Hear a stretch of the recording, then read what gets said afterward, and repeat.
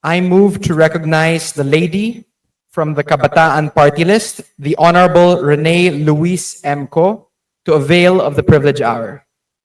There's a motion to recognize the Honorable Representative Rene Luis Mco. Is there any objection? Chair hears none. Said motion is approved. Ma'am, you may now proceed. Mr. Speaker, mga kapwa ko mambabatas, tumatayo ang representasyong ito ngayon sa aking pinakaunang privilege speech bilang kinatawan ng nagdurusang kabataang Pilipino. Ang kabataang napupwersang mag-drop out sa paaralan dahil sa hirap ng buhay. Ang kabataang kinakayod ang patong-patong na requirements at sinasabay pa ang trabaho o sideline para sa iba upang matapos lang ang pag-aaral nila. At ang kabataang kakagraduate lang at napipilitang ibenta ang mga kakayahan nila para sa barya-barya dito sa Pilipinas o napipilitang mawalay sa pamilya para makapagtrabaho sa ibang bansa. Mr. Speaker, narito ako ngayon upang tugunan ang ika-4 na State of the Nation Address ng Presidente noong nakaraang linggo, lalo na sa usapin ng edukasyon. Education occupies the mind of the youth. It is our bread and butter. It drives us to live another day, and it inspires us to fight for our future. Sa araw-araw naming karanasan sa edukasyon, ito ang aming pagtingin. Mula noon at hanggang ngayon, nananatiling sadlak ang kabataang Pilipino sa krisis ng edukasyon, kahit anong pagtakip pa ng mabulaklak na pahayag ang gawin. Sa tula ni Jose Rizal na A la Juventud Filipina, isinulat niya ang katagang ang kabataan, ang pag-asa ng bayan, na pumukaw sa marami pang sumunod na henerasyon ng kabataang Pilipino to take seriously our collective future. That we sought not only to capacitate ourselves, but we also fought to make education free and accessible to all, and that it is of a quality that nurtures nationalist, scientific, and mass-oriented youth passionate in serving the people. Since the 1970s, the Filipino youth took up the struggle to fight for education that is free and freeing, liberating, and emancipating. Inasam natin na dapat sa bawat klase na dadaan sa mga paaralan, dumadami ang kabataang nakakapagtapos ng pag-aaral at ang pag-aaral natin ay makakabali sa tanikala ng kolonyal na kontrol, makakakontra sa pangangalakal ng kaalaman at kakayahan, at makakapagpalaya ng bayan. On August 3, 2018, the collective struggle of students and the youth saw a major breakthrough. The Republic Act No. 10931, or the Universal Access to Tertiary Education, was passed at nilibre nito ang matrikula ng mga state universities and colleges o SUCs. Yesterday, we commemorated its 8th year of passage. Gayunpaman, pinapasuko pa rin sa maraming mga kabataan ang karapatan natin sa edukasyon, pati na ang kinabukasan natin. Sa 10 kabataang nagsisimula sa elementarya, 2 lang ang tutuntong sa kolehiyo. Imagine that, ang 8 ay hindi na makakaabot. Sa 2 iyon, 1 lang ang makakapagtapos ng kolehiyo. Halos kalahati kasi ang tutuntong sa kolehiyo pero magda-drop out. Dagdag pa dito, kahit libre na ang matrikula, patuloy naman ang pagkaunti ng mga estudyante at pagtapyas ng budget sa mga SUCs habang lumalala ang pagtaas ng mga bayarin sa mga pribadong universidad. Sistematiko ang pagiging hindi accessible ng education sa bansa. These numbers show that we are neck deep in this education crisis. Rather than provide the necessary framework level changes that the youth have proposed for so long, the President highlighted cherry-picked piecemeal projects and packaged it as the solution.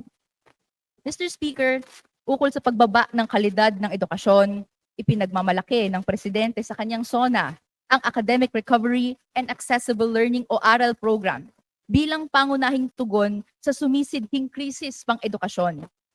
Ngunit sa kabila ng kanyang papuri, nananatiling malabo kung paano talaga na ipapatupad ang programang ito sa mga pampublikong paaralan kung gaano karaming mag-aaral ang tunay na kikinabang dito at kung may sapat bang suporta at pondo na binibigay ang pamahalaan para sa epektibong implementasyon nito.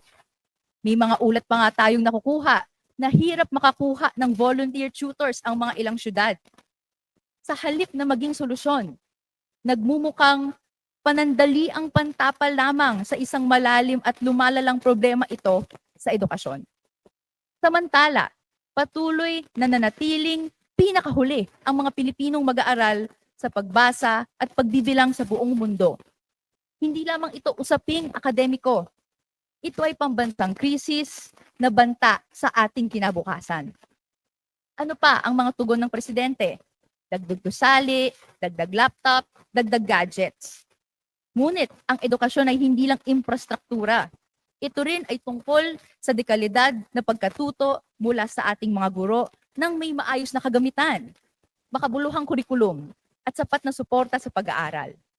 Nasaan ang komprehensibong plano para tugunan ang kakulangan sa mga guro para maituro nila kung ano talaga ang pinag-aralan nila? Nasaan ang paninindigang bumuo ng kurikulum na nakaugat sa kulturang Pilipino at mga adhikaing pambansa at hindi sa dikta ng mga dayuhan? Sa usapin din ng rekurso, pinagmamalaki ng presidente na nakapagtayo ang administrasyon ng 22,000 classrooms sa nakaraang 3 taon at ipinangako niya na magtatayo pa ng dagdag na 40,000. Subalit, hindi nabanggit na ang Department of Education na mismo ang umamin na aabot sa 165,000 ang kinakailangan na mapunan ang matinding kakulangan ng classrooms ngayon, na nagpapakita lamang ng napakalaking agwat sa pagitan ng mga nagawa ng administrasyon at ng aktual na pangailangan ng mga paaralan sa buong bansa. Mr. Speaker, ipinagmalaki rin ng presidente ng edukasyon ay nasa rurok na raw ng kanyang administrasyon. Ngunit rurok ito ng layo sa katotohanan. Sa kabila ng itinatakda sa konstitusyon, nananatiling napakakulang ng pondong inilalaan sa edukasyon. Kaya patuloy na naghihikahos ang mga pampublikong paaralan sa kakulangan ng kagamitan. Hanggang ang mga pribadong institusyon ay walang tigil sa pagtaas ng singil sa matrikula. Dagdag pa rito, hindi pa rin inaaksyonan ng Commission on Higher Education ang pagpigil sa pabigat na tuition and other fee increase o TOEFI. Nasaan ang moratorium sa pagtaas ng matrikula na matagal nang hinihingi ng kabataan? Nasaan ang konkretong plano para ipatupad ang itinakda ng konstitusyon na pinakamataas na prioridad sa budget ang edukasyon? Nasaan ang paninindigang maglaan ng hindi bababa sa 6% ng GDP equivalent ng Philippines para sa edukasyon gaya ng rekomendasyon ng UNESCO? Mr. Speaker, hindi lamang ito mga numero. Ito ay mga pangarap ng milyon-milyong kabataang Pilipino na patuloy na ipinagkakait ng Estado sa kanila. Sa kasamaang palad hanggang ngayon, hindi pa rin makamit ang tunay na libreng edukasyon. Habang may nakakatamasa ng libreng matrikula sa mga pampublikong kolehiyo dahil sa RA 10931, hindi pa rin natutugunan ang limpak-limpak na gastusin sa iba pang mga kailangan para makapagpatuloy sa pag-aaral. Nariyan yung pagkain, paninirahan o dormitoryo, serbisyong pangkalusugan, transportasyon, at marami pang iba. Kaya marami ang walang kakayahang magpatuloy o tumitigil na lamang sa pag-aaral. Madalas, hindi na nga nakakaabot sa antas ng kolehiyo. Kung tutuusin, Mr. Speaker, ang agenda sa edukasyon ng presidente ay patuloy na sumasalamin sa pagbenta ng edukasyon sa ilalim ng balangkas ng neoliberalismo. Ang pagtutok sa technical vocational education and training sa senior high school ay naglalayon lamang na magluwal ng murang lakas paggawa para sa mga dambuhalang negosyong namumuhunan sa ating bansa. Given all these, it is clear, Mr. Speaker, that the education policy of this administration remains under the dictates of foreign corporations and private interests. Education in the Philippines is still a diploma mill that seeks to produce a cheap, docile, exportable, and exploitable labor force instead of an empowered and critical people who must unite and fight to change society for the better. Mr. Speaker, usapin pa lang ito ng edukasyon. Paano pa kaya ang ibang usapin sa SONA ng Presidente? Una, sa social services, nabigo ang aking panauhin sa SONA na si Engineer Even Calahate, dating chairman ng Water District sa San Jose del Monte, Bulacan, bago pumasok ang Prime Water. Nabigo siya dahil ang inaasahan niyang sabihin ng Presidente ay ititigil na ang mga joint ventures ng gobyerno sa mga pribadong kumpanya dahil gihit niya ang tubig ay karapatan at public utility na dapat gawing pampubliko muli para maging tunay na serbisyo sa tao at hindi lamang isang negosyo, ang isang bare necessity, water for the people. Pangalawa, sa usapin ng human rights, ipinagmalaki ng Presidente na wala na raw grupong gerilya sa Pilipinas. Ngunit nakakapagtaka, kung totoo nga ito, bakit pataas pa rin ng pataas ang mga budget ng Armed Forces of the Philippines at Philippine National Police? Bakit pinapanatili at pinupondohan ng bilyon-bilyon ang notorious Task Force LCAC na wala namang ginawa kung hindi mang red tag ng mga aktivista, ng kabataan at ilagay sila sa panganib? Bakit nananatili ang malawak na deployment ng AFP sa iba't ibang rehiyon sa bansa para sa counterinsurgency operations tulad ng ginagawa ngayon sa Mindoro at Quezon? Kaya hindi talaga kapanipaniwala na sabihing mas mapayapa na, quote-unquote, na ang bansa natin. Pangatlo, sa usapin ng foreign relations, wala ring tunay na kapayapaan sa hindi pagbanggit ng Presidente sa pakipagkasunduan niya kamakailan kay US President Donald Trump. Nagkukunwari pang friend to all, enemy to none. Pero tuloy-tuloy ang pagtayo ng mga base militar ng Estados Unidos sa ating bansa. Nagbabalak pa nga silang magtayo ng pabrika ng bala. Mga balang hindi lang gagamitin laban sa mga sinasabing banta sa ating pambansang seguridad, kung hindi itututok din sa mga mamamayang Pilipino. Walang kapayapaan sa gerang nagbabadya sa pagitan ng mga malalaking bansa na lalo lamang inuudyok ng kawalan natin ng independent foreign policy. Panghuli, sa usapin ng climate, calamities at corruption, hindi na tulad ng dati noong SONA 2024, kung maaalala natin, Mr. Speaker, hindi na muling maipagmalaki ng Presidente ang 5,500 flood control projects na na-implement daw ng gobyerno sa buong bansa. Kaya iniutos na lang niya imbestigahan ng DPWH ang sarili nitong implementasyon ng mga naturang proyekto. Kailan pa aamin ang isang may sala na may ginawa itong kasalanan? What should be done is a special audit by the Commission on Audit regarding all flood control projects, along with efforts by this body to hold an inquiry in aid of legislation into this issue. Dagdag pa rito, kailangang magkaroon ng malinaw at komprehensibong plano para tugunan ang lumalalang climate crisis. And Mr. Speaker, gusto kong maglagay ng atensyon ninyo sa nalaman ko po kahapon. Kahapon lumabas ang isang balitang ikinadudurog ng puso ko ngayon na ikumpirma ni Cardinal David ang pagkamatay ng isang kabataang kababayan ko sa Malabon. Si Jello de la Rosa, 20 anyos lang, dahil sa leptospirosis. Ito ay hindi lang dahil sa korupsyon na sanhi kung bakit ang baha sa Malabon sa iba pang mga syudad kailangan ng 1 linggo para humupa. Pero dahil kinakailangan niyang lumusong sa baha sa higit 2 araw para hanapin ang tatay niya. Ang tatay niya nahanap sa pagsusuyod ng mga police stations at natagpuan sa Caloocan. Nakaposas, naaresto ng walang warrant dahil sa paglalaro ng Cara E. Cruz na di umanong labag sa PD 1602, pagkasangkot ng illegal gambling.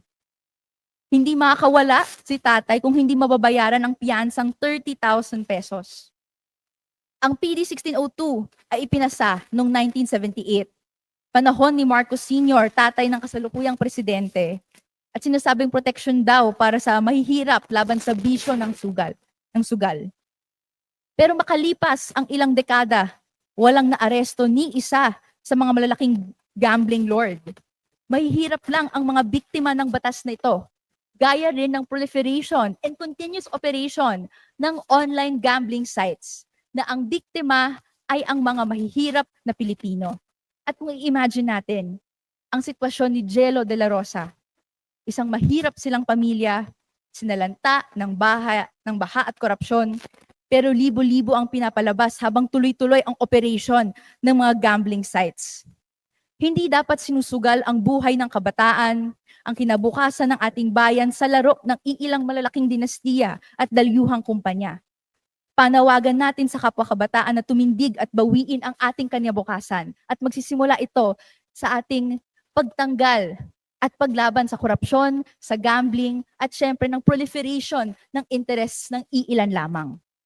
Muli, uulitin ko, Mr. Speaker, ano ang panawagan ng kabataan? Edukasyon, serbisyong panlipunan, karapatang pantao, aksyong pangklima, aksyon laban sa kalamidad at korupsyon. Ilan lang ito sa mga isyong nabanggit at ito ang inadres sa ika-4 na SONA, ngunit walang maayos na tugon o alternatibong nailatag ang presidente. The Filipino people have seen this film before and we did not like its ending. And so it's not surprising that thousands took to the streets on SONA Day to seek accountability and demand for what is right. A poem I read on SONA Day sums it up. Nang umulan sa batasan, ng hiyaw at palakpakan, ay bumaha sa lansangan ang galit ng taong bayan. Mga kababayan, tayo ito, ang totoong tayo. Tayo ang bigong Pilipino. Ngunit hindi ito basta-bastang hahayaan ng kabataan ng mga pag-asa ng bayan. Lalaban tayo para sa deserve nating kinabukasan. Thank you, Mr. Speaker. Majority Leader.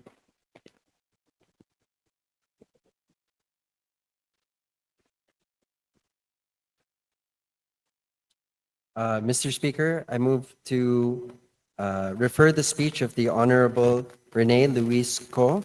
to the Committee on Rules for its appropriate action. There's a motion to refer the privileged speech of the Honorable Representative Rene Luis Co. to the Committee on Rules. Is there any objection?